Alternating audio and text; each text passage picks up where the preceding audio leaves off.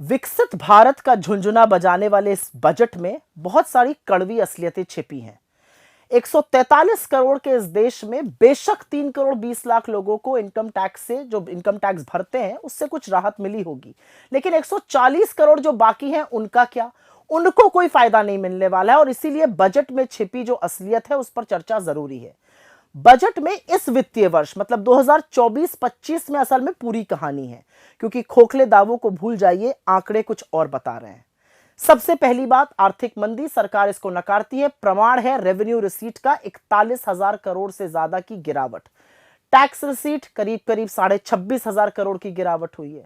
फिर capital expenditure खूब जोर शोर से प्रचारित किया गया था, उसमें करीब करीब 93,000 करोड़ की गिरावट है। और इसीलिए ना नौकरियों का सृजन हो रहा है, ना निजी निवेश हो रहा है। फिर सरकार ने क्या किया? सरकार ने स्वास्थ्य पर, शिक्षा पर, सामाजिक कल्याण पर, कृषि पर, ग्रामीण और शहरी विकास पर, और यहां तक कि नॉर्थ ईस्ट के डेवलपमेंट का जो फंड था उसमें भी भारी कटौती करी। हेल्थ का बजट जो था उसमें 1255 करोड़ रुपए काटे गए। एजुकेशन में तो करीब करीब 11,500 करोड़ काट दिए गए। सोशल वेलफेयर में 10,000 करोड़ से ऊपर काटे गए। एग्रीकल्चर, कृषि में करीब करीब 11,000 करोड़ काटे गए। रूरल डेवलपमेंट में 75,000 करोड़ की कटौती हुई। अर्बन डेवलपमेंट में 19,000 करोड़ की, और नॉर्थ ईस्ट का फंड करीब 1,900 करोड़ रुपए से काटा गया। एक बात और है, मोदी जी वाकई में आदिवासियों से, दलितों से और पिछड़ों से चिढ़ते हैं। उनके विकास के फंड और उनके स्कॉलरशिप की असलियत अब आप सुन लीजिए। प्रधानमंत्री अनुसूचित जाति अभ्युदय योजना में 1,340 करोड़ रुपए कम खर्च हुए। PM young achiever scholarship award, जिसमें पिछड़ों को, सामान्य वर्ग के, गरीबों को, जो पीएम यशस्वी योजना कही जाती है, 455 करोड़ रुपए कम खर्चे गए। पोस्ट मैट्रिक स्कॉलरशिप दलितों के लिए 860 करोड़ रुपए कम खर्चे गए। जो ट्राइबल के डेवलपमेंट का प्रोग्राम था 670 करोड़ रुपए खर्च गए।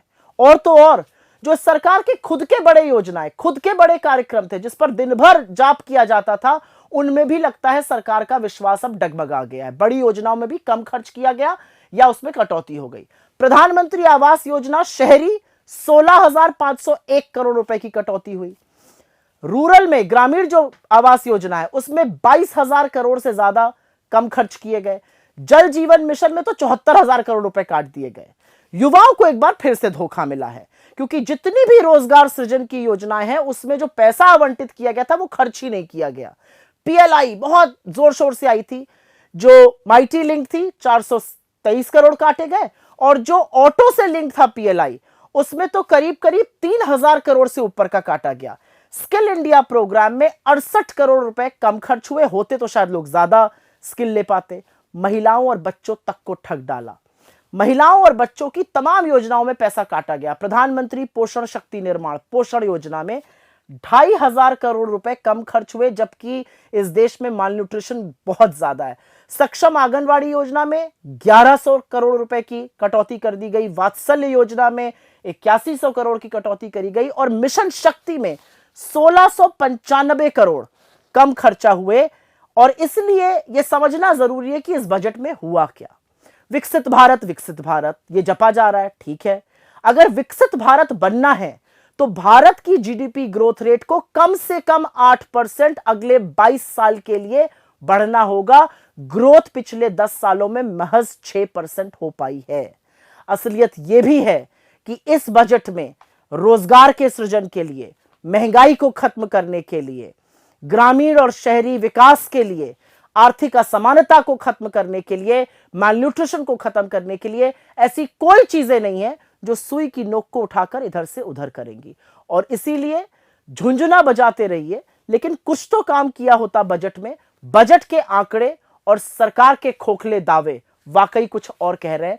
और इसीलिए बार बार अदम गोंडवी का वो शेर याद आ जाता है, तेरी फाइलों में गांव का मौसम गुलाबी है, लेकिन ये आंकड़े झूठे और ये दावे किताबी हैं। नमस्कार, मैं हूं आपके साथ साक्षी। बजट 2025 को लेकर जहां लोग सरकार की सराहना कर रहे हैं, वहीं कांग्रेस प्रवक्ता सुप्रिया श्रीनेत ने इस पर कड़ी प्रतिक्रिया दी है। उन्होंने कहा है कि बजट केवल दिखावा है और आम लोगों के हित में नहीं है। उन्होंने दावा किया है कि सरकार ने बड़े उद्योगपति के फायदा पहुंचाने के लिए इस बजट को तैयार किया है, जबकि आम आदमी पार्टी की समस्याओं को नजरअंदाज किया गया है। सुप्रिया श्रीनेत ने मीडिया से बातचीत में कहा कि जिन्हें इस बजट से खुशी हो रही है उन्हें इसका सही विश्लेषण करना चाहिए। ये बजट किसानों, श्रमिकों और छोटे कारोबारियों के लिए निराशाजनक है। सरकार ने बजट में कृषि संकट, बेरोजगारी और महंगाई पर कोई ठोस कदम नहीं उठाया है। उन्होंने आगे कहा कि बजट में जितने भी बड़े ऐलान किए गए हैं उनका वास्तविकता से कोई ताल्लुक नहीं है। ये बजट केवल चुनावी प्रचार के लिए है और न कि देश के आर्थिक संकट को दूर करने के लिए गंभीर प्रयास। उन्होंने ये भी कहा कि सरकार ने केवल बड़े उद्योगपतियों के फायदे के लिए टैक्स में कटौती की है, जबकि आम आदमी पार्टी के जेब पर बढ़ते हुए बोझ का कोई समाधान नहीं है। सुप्रिया ने सवाल उठाया कि ये बजट जनता के असल मुद्दों पर ध्यान दे रहा है या फिर ये सिर्फ सशक्त व्यापारिक वर्ग के पक्ष में है। आखिरकार जिन लोगों को इस बजट से लाभ होने की उम्मीद है उन्हें समझने की जरूरत है कि ये केवल एक शानदार दिखावा है जो देश की वास्तविक जरूरतों को पूरा करने में नाकाम है। इस पर आपका क्या कहना है, कमेंट में जरूर बताएं।